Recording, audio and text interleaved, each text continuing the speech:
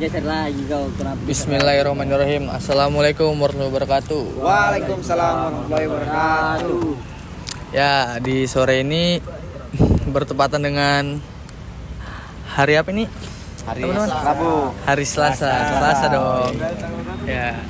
Selasa di Taman Cerdas. Jadi di sore ini kami akan menyampaikan materi tentang strategi. Yang pertama kita akan perkenalkan diri masing-masing. Yang pertama dari saya adalah Muhammad Aldi Pratama. Saya Asda Mangkubatara. Saya Andi Muhammad Lutfi. Dan saya Rahmat Aidil Pratama. Saya Muhammad Nur Hidayatullah.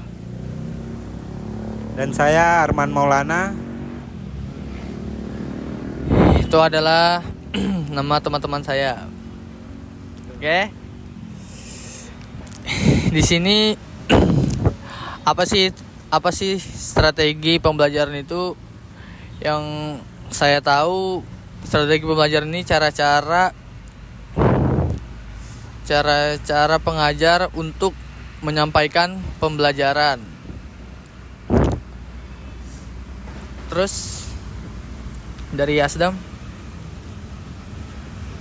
Kalau dari saya, pengetahuan saya, strategi adalah suatu cara yang dilakukan untuk mencapai suatu target. Kalau yang saya ketahui, strategi pembelajaran adalah cara-cara yang dipilih untuk menyampaikan materi pembelajaran dalam lingkungan pengajar tertentu, meliputi sifat, lingkup dan urutan kegiatan yang dapat memberikan pengalaman belajar.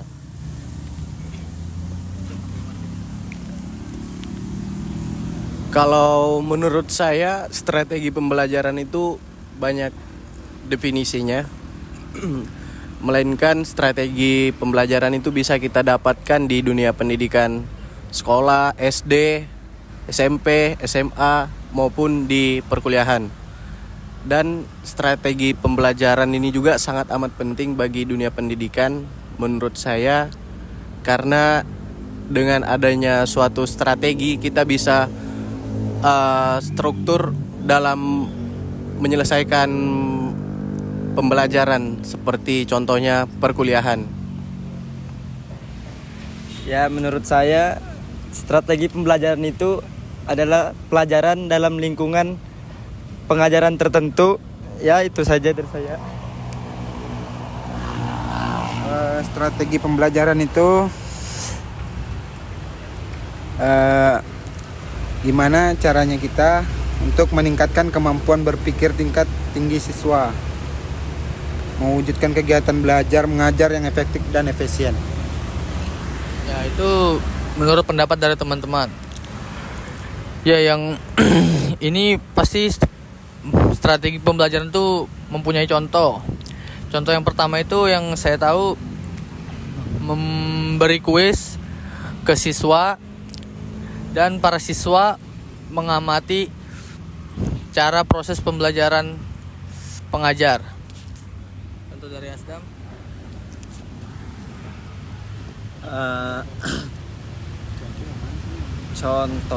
Contoh strategi. Ya, contoh strategi pembelajaran. Ada beberapa contoh strategi yang dimana di setiap apa ya, bisa dibilang di setiap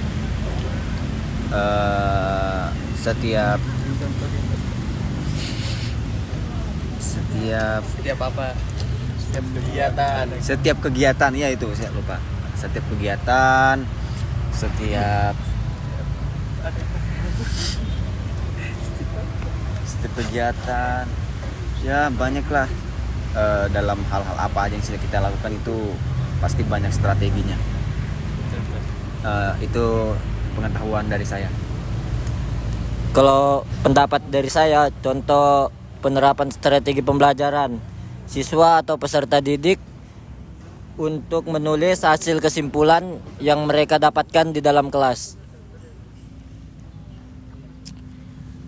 Dan kalau menurut saya strategi itu bisa didapatkan di dalam dunia olahraga.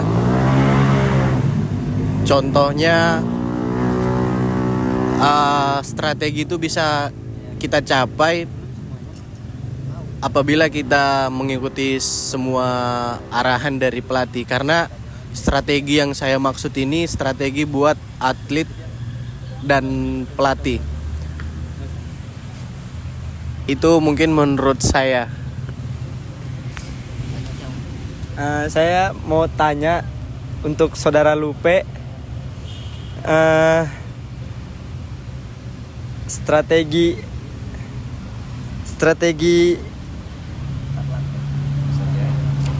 apa yang ada di dalam pembelajaran menurut saudara Lupe? Ya, menurut saya ada 4 langkah pembelajaran yang saya ketahui. Penetapan tujuan pengajar, penetapan sistem pendekatan pengajar, pemilihan dan metode, teknik, dan proses pembelajaran yang paling tepat. Penetapan kriteria keberhasilan proses pembelajaran. Saya juga ingin bertanya kepada Aldi Pratama, cara apa saja sih yang, atau contoh cara apa saja sih yang, contoh strategi apa saja yang Anda lakukan atau Anda gunakan di saat semasa Anda berkuliah ini? Ya, untuk contoh-contohnya itu seperti sebagai mahasiswa yang saya tahu itu kuis. Yang kedua itu mengamati dosen yang sedang menyampaikan pembelajaran. Dah, itu aja sih yang saya dapat di perkuliahan ini. Ya, untuk Nur Hidayatullah, mengapa strategi pembelajaran itu sangat penting? Menurut saya, mengapa pembelajaran strategi itu sangat penting? Sangat penting karena agar sebuah pembelajaran dapat disampaikan dengan lebih efektif, maka kita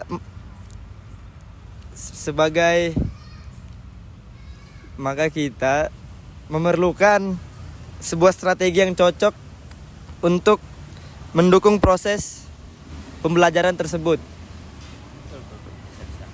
Ya, mungkin itu saja, Pak. Kalau dari saya, ada beberapa contoh yang kami gunakan dalam strategi di perkuliahan. Contohnya ketika kami mempunyai suatu tim, contohnya saja suatu tim futsal. Nah, di dalam sebuah tim futsal ini kita mempunyai banyak sekali strategi. Contohnya saja kita sedang mengikuti pertandingan. Dalam pertandingan itu kita ingin mencapai suatu tujuan, misalkan kita ingin menjadi juara gitu ya. Jadi kita mempunyai strategi banyak dari teman-teman. Contohnya saja kita melakukan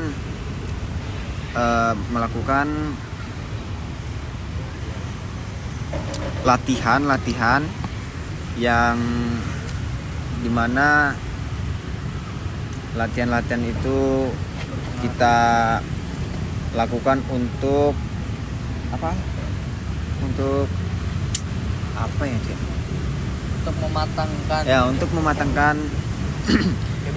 chemistry, strategi ya. Itulah strategi. Itu saja yang saya ketahui.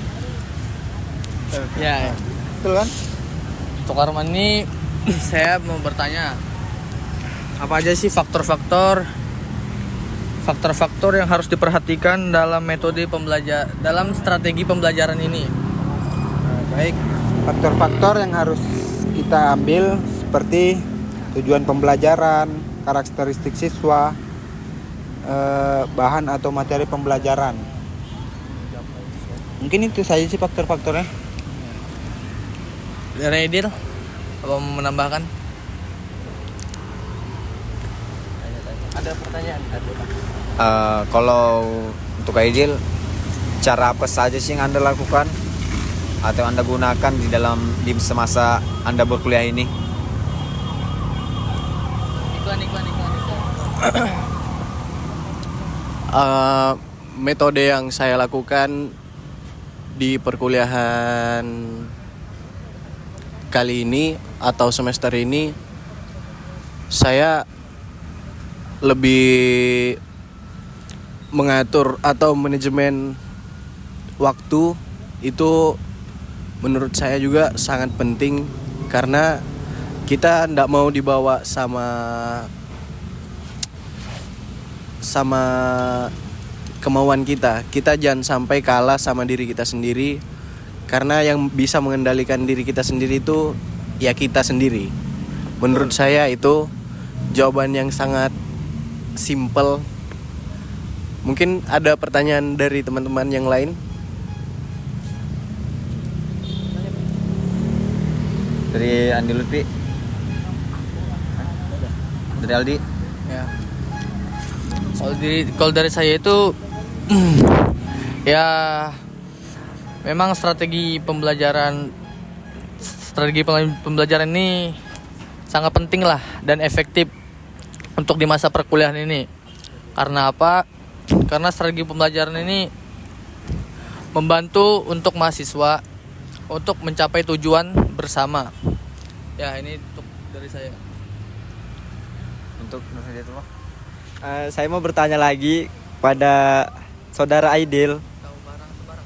Apa strategi olahraga menurut saudara Aidil? Strategi dalam olahraga menurut saudara Aidil.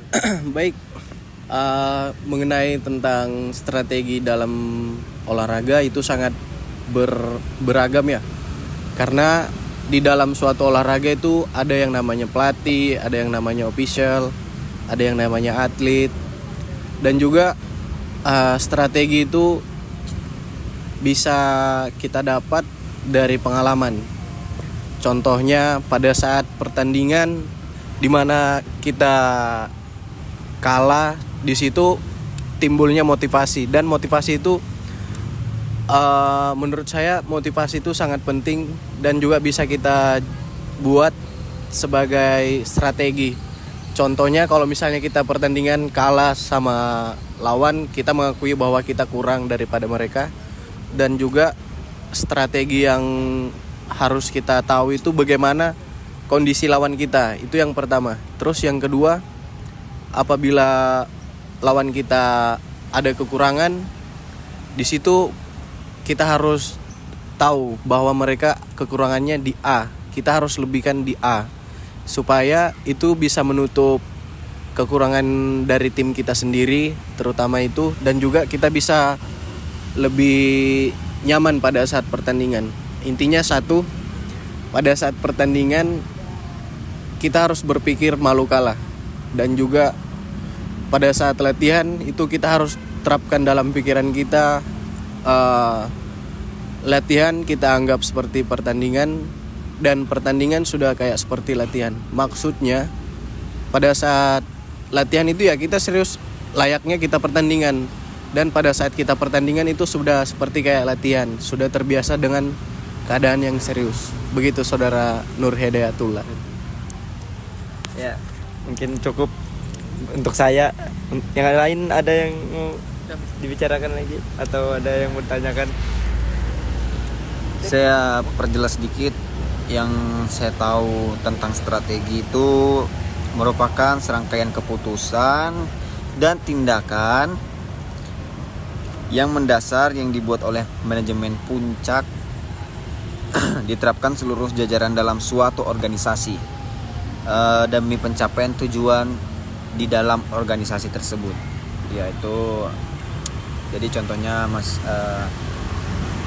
di dalam organisasi juga banyak sekali strategi-strategi, cara-cara, contoh-contoh ya yang kita gunakan untuk mencapai suatu tujuan itu. Itu juga bisa dibilang strategi. Untuk saudara Andi Lutfi bisa ditambahkan? Ya mungkin ingin menambahkan macam-macam strategi pembelajaran. Strategi discover learning atau metode menyingkap pembelajaran. Strategi inquiry learning, penyelidikan pembelajaran. Strategi problem based learning. Ya mungkin itu saja yang saya bisa tambahkan. Dari Aldi Pratama ada yang ingin ditambahkan? Saya tidak ada yang ditambahkan. Bagi saya strategi pembelajaran ini memang sangat krusial lah bagi kita yang mahasiswa. Jadi strategi pembelajaran ini ya sangat efektif lah untuk di segi pembelajaran ini. Untuk Arman, ada yang ditambahkan? Cukup Yang lain? Oke. Yang lain ada yang menambahkan?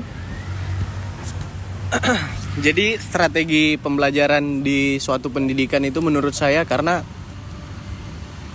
adanya suatu target yang dimana contoh kayak kita kuliah di tahun, kita masuk kuliah tahun berapa sih? 2022. Dan dimana itu kan pasti dimana kita membutuhkan target. Dan target itu kita bicarakan atau kita terapkan di kehidupan kita masing-masing. Jadi menurut saya strategi pembelajaran itu kita berusaha seefektif mungkin dan kita bisa mengejar target yang sudah kita tulis di buku kecil kita, di buku kecil pribadi kita masing-masing. Contohnya kita masuk di tahun 2022 dan dimana target kita supaya lulus tepat waktu. Itu salah satu contoh strategi pembelajaran di perkuliahan menurut saya. Nah, saya ingin bertanya untuk Arman, saudara Arman. Dalam sebuah tim ini kan Anda menjadi seorang kiper gitu ya dalam sebuah tim futsal. Nah, pasti banyak strategi-strategi apa saja yang Anda gunakan untuk mencapai suatu tujuan yang Anda inginkan. Mungkin strategi yang harus kita susun tuh dari latihan dulu ya. Mungkin dari latihan tuh kita bisa belajar gimana caranya menghadapi musuh. Kita harus kontrol emosi juga dalam latihan itu, belajar mengontrol emosi. Kita juga jangan sampai menyalahkan salah satu dari kita sendiri. Betul. Apalagi ya? Mungkin cukup. Saya mau bertanya sama semua teman-teman di sini, apakah dari awal semester 1 sampai sekarang strategi pembelajaran yang di masa perkuliahan ini apakah sudah diterapkan dengan baik? Dari Asdam? Apa? Ulang? Dari Aidil? Tadi pertanyaannya apa?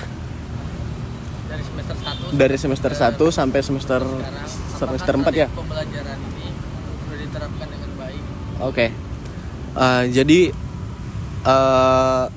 strategi pembelajaran dari semester 1 dan sampai sekarang ini saya jujur-jujuran aja, saya banyak melenceng dari strategi awal saya karena saya masih dilema antara dunia malam dan pendidikan saya.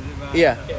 Karena hidup di dunia perkuliahan ini sangatlah amat susah atau sulit menurut saya Apalagi karena saya mungkin dari rantau, dan juga saya dari kampung pelosok di daerah Brau pesisir biduk-biduk sana, dan saya berani mencoba kuliah ke Samarinda ini, keluar dari zona nyaman saya yang sehari-harinya tinggal sama orang tua, atau bahkan saya diperhatikan sama orang tua, sama pelatih, sama senior-senior saya. Dan setelah saya vakum di dunia atlet tersebut, metode pembelajaran yang saya dapat itu sangat amat jauh melenceng dari yang saya inginkan. Ya karena itu tadi, saya masih dilema antara dunia malam ini sama perkuliahan, karena saya masih belum paham dan belum mengerti apa yang saya inginkan dan apa yang saya mau. Maksudnya antara yang saya mau dan saya inginkan itu masih bisa masih belum bisa saya bedakan antara keinginan dan kemauan. Saya yakin bahwa nanti saya bisa berubah. Saya juga banyak belajar dari pengalaman yang sudah saya lalui.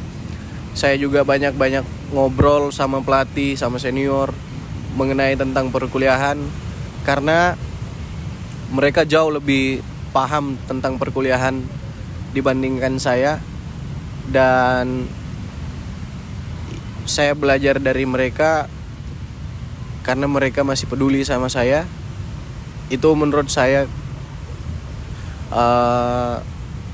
tentang strategi pembelajaran dalam dunia perkuliahan. Terus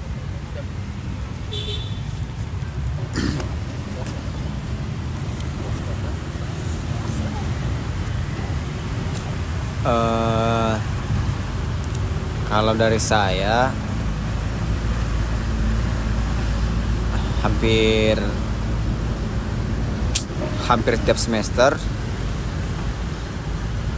saya juga belum banyak mengetahui tentang strategi dan pembelajaran ya. Ya.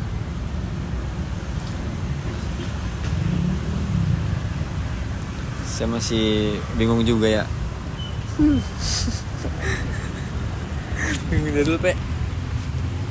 Kalau dari saya itu belum dibilang bisa baik ya, karena masih jarang turun kuliah, itu contohnya salah satu. Mungkin karena terlalu sering begadang lah, apalah segala macam. Terus kadang kalau turun kuliah kadang tidurlah di kelas karena ngantuk. Jadi menurut saya strategi pembelajaran belum berjalan dengan baik lah.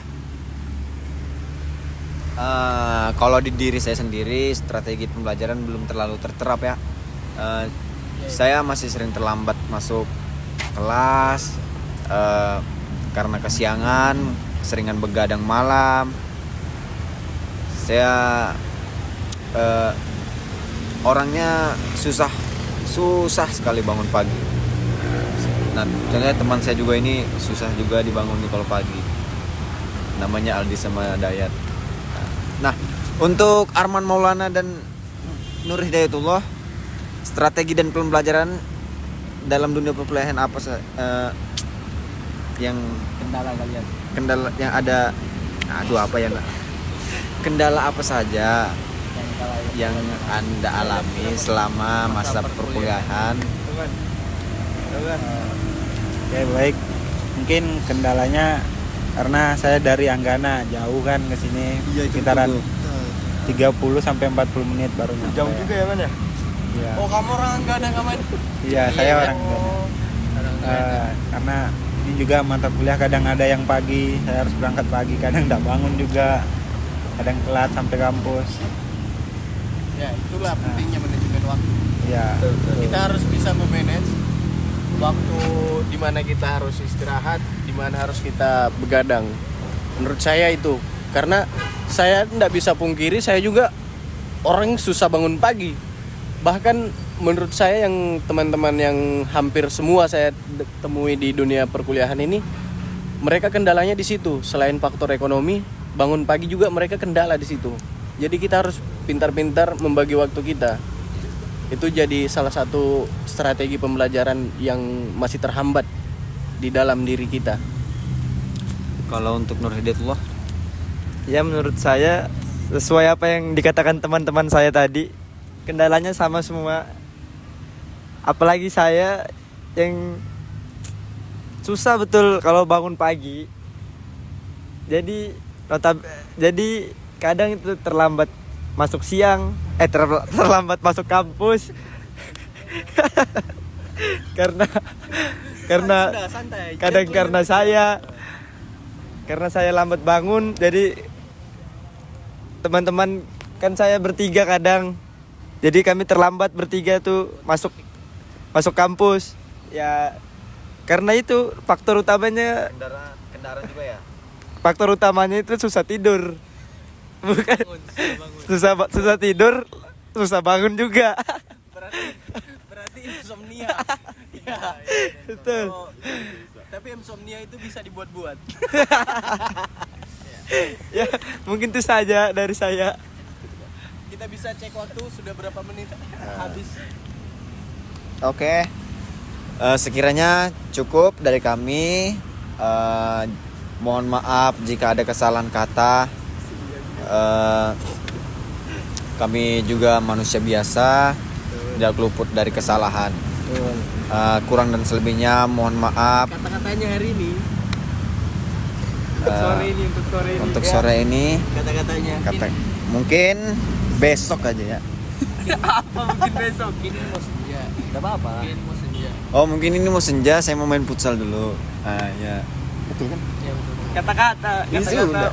motivasi. Kata-kata motivasi. Oh ya, ada juga kata-kata untuk menyambut bulan Ramadan ini dari teman-teman. Ya kurang-kurangi buat melakukan hal-hal yang negatif lah, karena sebentar lagi bulan Ramadan. Ya mungkin dari Aidil. Ini bukan kata-kata. Ini suatu kemauan supaya Ramadan tahun ini saya bisa full 1 bulan puasa. Karena puasa tahun lalu saya masih banyak utangnya. Puasa tahun kemarin tuh saya 2 utang. 2 aja puasa saya. Mungkin dari Nur Hidayatullah. Ya untuk saya dan teman-teman semua, saya minta untuk teman-teman semua persiapkan diri kita untuk menyambut bulan puasa ini dengan meriah.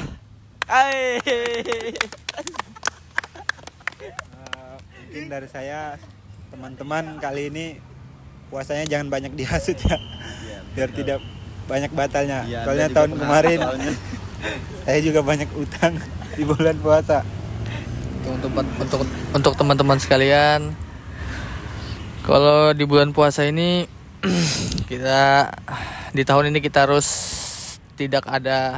jangan ada bolong lah. Ya saya ingatkan lagi kepada Asdam sama Nur Hidayatullah, untuk siang jangan mengajak saya ke tempat-tempat aneh. Ya kayak sekiranya dari saya itu aja.